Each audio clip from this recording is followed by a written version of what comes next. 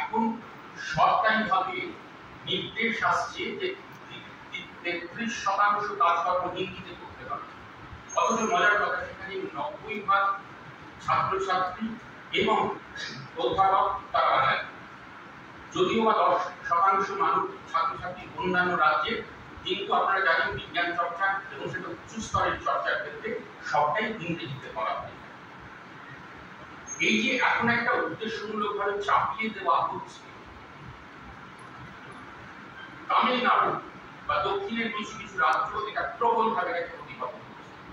আমরা জানি যে বাংলাদেশে বাংলা ভাষার উপরে উর্দু ভাষা চাপিয়ে দেওয়ার জন্য প্রবল আন্দোলন হয়েছিল 1952 সালে। তারপর শেষ পর্যন্ত 1972 সালে শুধুমাত্র বাংলা ভাষা ও সংস্কৃতির জন্য একটি নতুন দেশ, একটি নতুন রাষ্ট্র তৈরি হয়েছিল, সেটি বাংলাদেশ, এবং তাদের জাতীয় ভাষা হচ্ছে বাংলা। এবং তাদের দৌলতেই আজকে 21শে ফেব্রুয়ারি আন্তর্জাতিক মাতৃভাষা দিবস।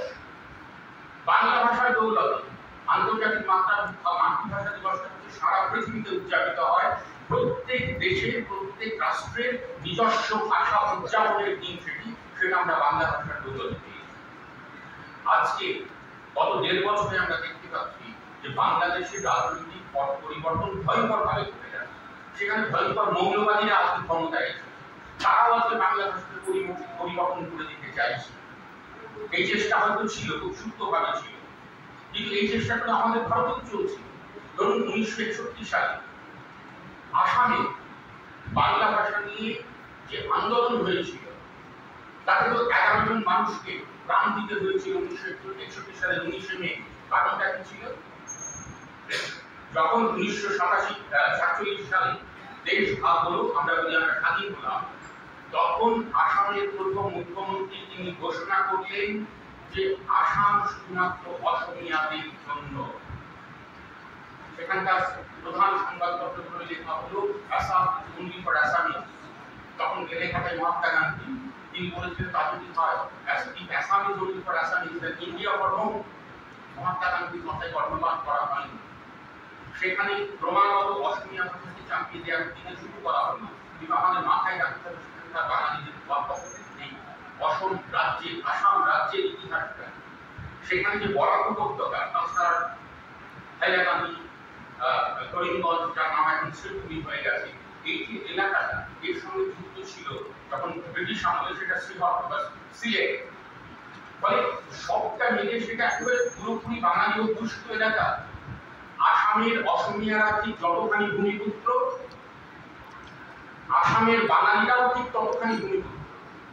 স্বাধীনতার আগে সেখানে যে জনগণনা হয়েছিল, দেখা গিয়েছিল 33% বাঙালি, 33% অসমীয়া এবং বাকি 33% অন্যান্য জনজাতি বা অন্যান্য ভাষার মানুষেরা। কিন্তু 1947-এর পরে যখন প্রথম জনগণনা হলো 1951 সালে, সেখানে হঠাৎ দেখা গেল অসমীয়া ভাষার সংখ্যা বেড়ে গেল 17%, এবং বাঙালিরা কমে গিয়ে 16%। কেন? এবং তখন যিনি জনগণনার যিনি দায়িত্বে ছিলেন, সরকারি যিনি ডাইরেক্টর ছিলেন, মিস্টার বারাইওয়ালা, তিনি পর্যন্ত খুব সবিস্ময়ে একটি মন্তব্য করেছিলেন যে বায়োলজিক্যাল মিরাকল। কিভাবে হঠাৎ কয়েক বছরে বাঙালিদের সংখ্যা 33 থেকে 16 নেমে গেল। এর মজাটা হচ্ছে যে 1890 সালে ব্রিটিশ আমলে ময়মনসিংহ বা পূর্ববঙ্গের থেকে মুসলমান চাষিদের নিয়ে আসা হয়েছিল। আজকে প্রায় 150 বছর হতে চলেছে। কারণ ওই সময়ে পাহাড়ি এলাকাগুলোতে অসমীয়ারা চাষবাস করতে জানত না, ফলে পূর্ববঙ্গের মুসলমান চাষিদের এখানে নিয়ে আসা হয়েছিল, এবং তারা 1890 বা তার আশেপাশে সময় থেকে তারা অসমে বসবাস করছে। এখন যখন দেশ ভাগের পর তাদের উপর চাপ সৃষ্টি করা হলো, তোমরা জনগণনায় বলা হলো তোমরা তোমাদের মাতৃভাষা বলো অসমীয়া, আর তা যদি না বলো তাহলে তোমাদের মেরে আমরা আবার পূর্ববঙ্গে পাঠিয়ে দেবো, পূর্ব পাকিস্তানে পাঠিয়ে দেবো। আর তোমরা যদি তোমাদের মাতৃভাষা অসমীয়া বলো তাহলে পরে তোমরা বিভিন্ন রকম সরকারি সুযোগ সুবিধা পাবে। ফলে আজকে তারা তাদের মাতৃভাষা বলেছিল অসমীয়া। কিন্তু যেটা হয়, মানুষের যে মাতৃভাষা সেটা থেকে নিজেকে বিচ্ছিন্ন করতে পারে না। যখন 1960 সালে সেখানকার বিধানসভায় বিল পাস হলো যে আসামের একমাত্র সরকারি ভাষা হবে অসমীয়া, তখন বরাক উপত্যকায় প্রবল আন্দোলন শুরু হলো। তারা বললেন যে আমরা জান দেবো তবু জবান দেবো না। সত্যি তো, তাদের মাতৃভাষা বাংলা, তারা সেখানকার কোন পুত্র, তারা কেন অন্য রাজ্যের ভাষাকে তাদের মাতৃভাষা বলে মেনে স্বীকার করবে? গুলি চলল, সেই গুলিতে 11 জন মারা গেলেন, 10 জন যুবক, 1 জন কর্মী কমলা ভট্টাচার্য মারা গেলেন। তারপর তখন জনগণ হলো দিল্লি সরকারের এবং অসম সরকারের, তারপরে বিল পাস হলো যে ব্রহ্মপুত্র উপত্যকার সরকারি ভাষা হবে অসমিয়া, বরাক উপত্যকার সরকারি ভাষা হবে বাংলা এবং 2 উপত্যকার সংযোগ সরকারি ভাষা হবে ইংরেজি। কিন্তু আজকে লক্ষ্য করে দেখুন, গত কয়েক বছর ধরে যা চলছে এনআরসি নামে 19 লক্ষ, প্রথমে 42 লক্ষ হয়েছিল, পরে 19 লক্ষ মানুষকে বেনাগরিক ঘোষণা করা হয়েছে। যদিও ব্যাপারটা এখন স্থগিত রাখা হয়েছে, সেখানে প্রায় 15-16 লক্ষ টাকা বাঙালি, অর্থাৎ বাঙালিদের সেখান থেকে উৎখাত করার জন্য তারা এনআরসি, অন্য কোথাও করা হয়নি। শোনা যাচ্ছে পশ্চিমবঙ্গে। অর্থাৎ আজকে কেন্দ্রের যে শাসক দল, আজকে রাজনীতি ছাড়া কিছু নয়। অনেকে বলে যে আমি রাজনীতি বুঝি না, অনেকে বলে রাজনীতি সম্পর্কে আমি আগ্রহী নই। বিশ্ববিখ্যাত নাট্যকার ব্রেক চমৎকার কথা বলেছেন যে যারা রাজনৈতিকভাবে অশিক্ষিত তারা হচ্ছে নিকৃষ্টতম অশিক্ষিত। তার কারণটা হচ্ছে এই যে আজকে সমস্ত কিছু রাজনীতি নিয়ন্ত্রণ করে। আমাদের রাষ্ট্র কিভাবে চলে রাজনীতি নিয়ন্ত্রণ করে, আমাদের রাজ্য কিভাবে চলবে রাজনীতি নিয়ন্ত্রণ করে, আমাদের সমাজ কিভাবে চলবে, এমনকি আমি কি বলবো কি বলবো না, আমি কোন পোশাক পরবো কি পরবো না, কোন খাদ্য আমি খাবো কি খাবো না, সেটা বাকি নিয়ন্ত্রণ করে রাজনীতি। ফলে যারা এই বলে যে আমি রাজনীতি বুঝি না, তাদের এই অশিক্ষার কারণে ব্রেক বলছেন যে দুর্নীতিগ্রস্ত কর্পোরেট তৈরি হয়, দুর্নীতিগ্রস্ত রাজনীতিকরা তৈরি হয় শুধুমাত্র আমি রাজনীতি বুঝি না, আমি রাজনীতি ঘৃণা করি, আমি রাজনীতি সম্পর্কে আগ্রহী নই, এইরকম মানসিকতার কারণে। আজকে বললাম তো, আজকে রাজনীতি আমি কার সঙ্গে মেলামেশা করবো কি করবো না সেটা পর্যন্ত ঠিক করে দেবে রাজনীতি। আমি কি বলবো, কতদূর পর্যন্ত বলবো, কতদূর বলতে পারবো না, সেটাও আজকে ঠিক করে দিচ্ছে রাজনীতি। ফলে আমি যদি রাজনীতি সচেতন না হই, আমি কিছুতেই বুঝতে পারবো না এর ভেতরে রহস্যটা কি। আজকের শাসক দল তারা চাইছেন বাঙালিকে কোন ভাষা করে রাখতে, এবং তার কারণটা হচ্ছে যে বাঙালিরাই তারা স্বাধীনতা আন্দোলনের প্রথম সারিতে ছিলেন। আজকে বাংলা ভাষায় একটা সময় যে রেনেসাঁস হয়েছিল তার অনেক ঠিক আছে, তর্ক বিতর্ক থাকতে পারে, কিন্তু আমরা দেখেছি ঈশ্বরচন্দ্র বিদ্যাসাগরকে, আমরা দেখেছি মাইকেল মধুসূদন দত্তকে, আমরা বঙ্কিমচন্দ্র চট্টোপাধ্যায়কে, রবীন্দ্রনাথ ঠাকুরকে, স্বামী বিবেকানন্দকে, আমরা পেয়েছি কাজী নজরুল ইসলামকে। অর্থাৎ এই যে চিন্তা এবং বুদ্ধি চর্চার মধ্যে দিয়ে বাঙালি এবং বাংলা ভাষা সারা পৃথিবীতে যে জায়গা দখল করে নিয়েছিল, এবং সব সময় যেটা হয়েছে বাঙালি চিরকালই উগ্র জাতীয়তাবাদের বিরুদ্ধে কথা বলে গেছে। আপনারা যদি রবীন্দ্রনাথ পড়ে লক্ষ্য করে দেখবেন যে রবীন্দ্রনাথ আজকের যে এই যে জাতীয়তাবাদ বলা হয়, রবীন্দ্রনাথ কোনোদিনই জাতীয়তাবাদকে গ্রহণ করেননি, স্বীকারই করেননি। তিনি বলেছেন তাহলে সেই অর্থে আমি প্যাট্রিয়ট নই, rather I seek for compatriots all over the world. আমি এইরকম একটা সংকীর্ণ দেশ মানে একটা সংকীর্ণ ভৌগোলিক সীমানায় আবদ্ধ একটা মানচিত্র নয়। দেশ মানে হচ্ছে দেশের মানুষ, দেশের মানুষকে ঘৃণা করে দেশকে ভালোবাসা যায় না। রবীন্দ্রনাথ 1910 এবং 1916 দুটো উপন্যাস লিখেছিলেন, একটির নাম গোরা, একটির নাম ঘরে বাইরে। গোরাতে যে গোরা চরিত্র, ওই একটা উগ্র জাতীয়তাবাদী চরিত্র, তিনি ভারতের স্বাধীনতা আন্দোলনের জন্য লড়াই করছেন। একদিন তার আসল পরিচয়টি প্রকাশ পেল, গোরা হচ্ছে আইরিশ বাবা মায়ের সন্তান, সে সেখানে হিন্দু পরিবারে লালিত পালিত করছিল। যেদিন তার এই পরিচয়টি সামনে এসে গেল, সেদিন ওরা বলছে যে কোন ধর্মের সঙ্গে আমার কোনো বিরোধ নেই, সবার যে জাত আমারও সেই জাত, সকলের অন্ন আমার অন্ন। রবীন্দ্রনাথ কথা বলছেন 1910 সালে। 1916 সালে যখন ঘরে বাইরে বেরো, আর আপনারা যদি আবার নতুন করে ঘরে বাইরেটা পড়েন, লক্ষ্য করে দেখবেন সেখানে যে সন্দীপ নামের চরিত্রটি ঠিক দেখে মনে হবে আজকের আমাদের শাসক দলের উগ্র জাতীয়তাবাদী এবং সাম্প্রদায়িক চরিত্র। সন্দীপ যখন জাতীয়তাবাদের নামে নিজের স্বার্থে একটা ইমেজ, একটা ভাবমূর্তি তৈরি করতে চাইছি, কিন্তু যখন সেটা সফল হচ্ছে না, তখন ওই গরিব মানুষদের মধ্যে সে সাম্প্রদায়িক দাঙ্গাবাদী।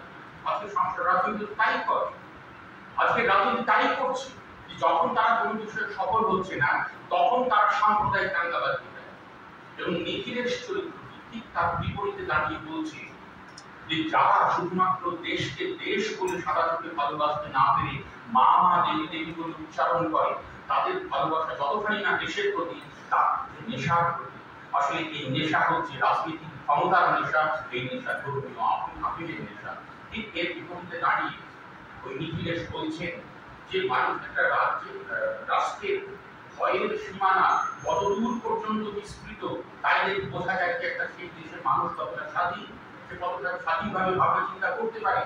একজন মানুষ কি পোশাক পরবে, কোন দোকান থেকে কিনবে, ঠিক এই ভাষা বলছেন রবীন্দ্রনাথ নিখিলেশের সংগ্রামের মধ্যে।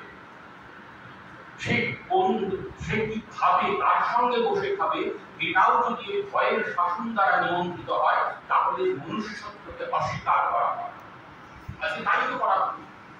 মানুষের সাধনা হচ্ছে মহামানবিক সাধনা, রবীন্দ্রনাথ বলছেন। বলে আমরা যখন জন্মসূত্রে আমরা একজন মানুষ হয়ে উঠি না, আমরা একটা মনুষ্য শিশু জন্মায়, কিন্তু তাকে মানুষ হয়ে উঠতে হয়। মানুষ হয়ে ওঠার যে সাধনা, সেই সাধনার কথা বলছেন রবীন্দ্রনাথ। তিনি কোনো হিন্দু সাধনার কথা বলছেন না, কোনো মুসলমানের সাধনার কথা বলছেন না, খ্রিস্টান বৌদ্ধের সাধনার কথা বলছেন না। যে সাধনা আমাদের শেষ পর্যন্ত বিশ্ব মানবতার সঙ্গে যুক্ত হয়, এটাই তো আমাদের বাঙালির সাধনা। এবং রবীন্দ্রনাথ যখন বিশ্বভারতী যে বিশ্ববিদ্যালয়টি স্থাপনা করলেন, তার মন্ত্রই তো ছিল অর্থাৎ সারা বিশ্বই সেখানে বাসা বাঁধবে এবং বিশ্বের মনীষীরা এসেছে। আজকে সেখানে বহুত্ববাদী সংস্কৃতি সেখানে চর্চা হয়, বহু ভাষার চর্চা হয় এবং বিশ্ব মানবতার চর্চা হয়। এইকে আজকে শাসক দল খুব ভালো করে জানি বলে আজকে 5 বছর আগে বড় বড় করে খবর বেরিয়েছিল যে আরএসএস এর এডুকেশন সেলের যিনি দায়িত্বে তখন দীননাথ বাত্রা, তিনি আমাদের এডুকেশন মিনিস্ট্রিকে চিঠি লিখে বলছেন রবীন্দ্রনাথকে সমস্ত সিলেবাস থেকে বাদ দেওয়া হোক, কারণ তিনি প্রাসঙ্গিক নন। ওরা খুব ভালো করে জানেন রবীন্দ্রনাথ আজকে আরো বেশি প্রাসঙ্গিক আমাদের এই সাম্প্রতিক রাজনৈতিক এবং দেশের পরিস্থিতিতে। ফলে তারা বাদ দিতে চাইছেন রবীন্দ্রনাথ। আজকেই দেখলাম খবরের কাগজে যে ওই দলটি তারা বলেছে যে না, রবীন্দ্রনাথের ঈশ্বরের সমস্ত গ্রহণগুলো আছে। আসলে এগুলো মুখের কথা, এগুলো মুখের কথা। আজকে যখন বলা হলো যে বাংলা বলে কোনো ভাষা নেই, তার বিরুদ্ধে পশ্চিমবঙ্গ সরকার কোনো আন্দোলন হলো না। আজকে আসামে সেখানকার ভূমিপুত্র বাঙালিদের যেভাবে কোণঠাসা করে রাখা হয়েছে, আজকে এখানে বাংলা ভাষা উচ্চারণ করলে যেভাবে নির্যাতিত হতে হচ্ছে, এবং যখন বলা হলো তার সমর্থন আমি দেখলাম আমাদের দেশে আমাদের রাজ্যের একজন বিজেপি নেতা, তিনি বললেন যে হ্যাঁ আপনারা বই পড়ে দেখুন, বই পড়লে বুঝতে পারবেন কোনটা সুবোধ সরকারের লেখা, কোনটা শফিকুল ইসলামের লেখা। অর্থাৎ পশ্চিমবঙ্গের সাহিত্য, বাংলাদেশের সাহিত্য আলাদা। আজকে এই যে বাংলা ভাষা উচ্চারিত করে এখানে কবি শামসুর রহমানের লেখা, কে বলবে এটা আলাদা ভাষার লেখা? উনি হয়তো পড়েননি, অশিক্ষিত, তিনি যতই শক্তি চট্টোপাধ্যায়ের কবিতা লেখেন সেখানে কোট করুন, উনি বাংলা সম্পর্কে জানেন না। আজকে আমি সাম্প্রতিক সময়ের কথা বলছি, অধ্যাপক আনিসুজ্জামান, আজকে সঞ্জিদা খাতুন, অধ্যাপক রফিকুল ইসলাম, বা ধরুন আরো অনেকের নাম আমি বলতে পারি, এদের বাংলা ভাষা পড়বেন, আমাদের এখানকার বাংলা ভাষা পড়বেন, কোনো তফাৎ নেই। আসলে সমস্যাটা কোথায় আপনাদের? ধরুন আজকে পশ্চিমবঙ্গে 3 কোটি মুসলমান বসবাস করে, বেশিরভাগই নাম শহরে বাস করে, দেখুন হিন্দি ভাষী ও উর্দু ভাষী মুসলমান, বাংলা ভাষী মুসলমান অনেক আছে। কিন্তু মজার কথাটা হচ্ছে যেখানে যে রাজ্যে বা দেশে সংখ্যাগরিষ্ঠের যে সংস্কৃতি, সংখ্যালঘুরা সেই সংস্কৃতিটাই তারাও গ্রহণ করে এবং যেটা পাবলিক লাইফ তার সেটাকেই পালন করে চলে। কিন্তু এই 3 কোটি বাঙালি মুসলমান যান পশ্চিমবঙ্গের কোন গ্রামাঞ্চলে, তারা তো বাড়িতে আব্বা মা বলে, কিন্তু মাও বলতে পারে, পানি পানি, চাচা, কুকুর, দাদি ইত্যাদি শব্দ ব্যবহার করে। এখন এই শব্দগুলো তারা কেন ব্যবহার করে, এটাই হচ্ছে এক শ্রেণীর রাজনীতিকদের মাথা ব্যথা। তারা এই শব্দগুলো ব্যবহার করেন বলে তাদের বাংলাদেশে করে দেওয়া। অনেকে দেখেছি প্রবল বিতর্ক করে কেন মানুষ শব্দটি ব্যবহার করা হয়, পানি চর্যাপদ থেকে চলে আসে। আজকে সারা ভারতে শুধুমাত্র বাঙালি হিন্দুরাই জল বলে, এছাড়া সবাই তো পানি বলে, অসমিয়ারা সে তারাও পানি বলে, হিন্দি ভাষীরা পানি বলে। আমি আমার নিজের অভিজ্ঞতার কথা বলছি, 1999 সালে প্রথমবার ঢাকা শহরে গিয়েছি, দুর্গাপুজোর প্যান্ডেল বানা হচ্ছে। আমার এক বন্ধু নিয়ে গেলেন পুজোর কর্তাদের সঙ্গে আলাপ করিয়ে একজন কর্তা আমার বিশ্বজিৎ চক্রবর্তী আমার সঙ্গে আলাপ করতে আমি তাকে আমার সহযোগী বলতে নমস্কার করলাম। উনি হাতটা বাড়িয়ে দিয়ে বললেন আসসালামু আলাইকুম। বিশ্বজিৎ চক্রবর্তী বলছেন আমাকে আসসালামু আলাইকুম, আমি বলছি নমস্কার।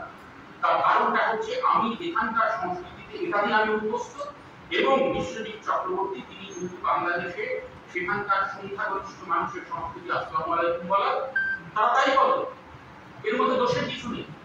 ভাষার কোনো ধর্ম হয় না এবং আজকে বাংলা ভাষায় আরবি ফার্সি উর্দু প্রচুর শব্দ ইংরেজি মিশে আছে, সেগুলোকে বাদ দিলে পরে বাংলা ভাষাটা ভারতীয় কোনো ভাষাই থাকবে।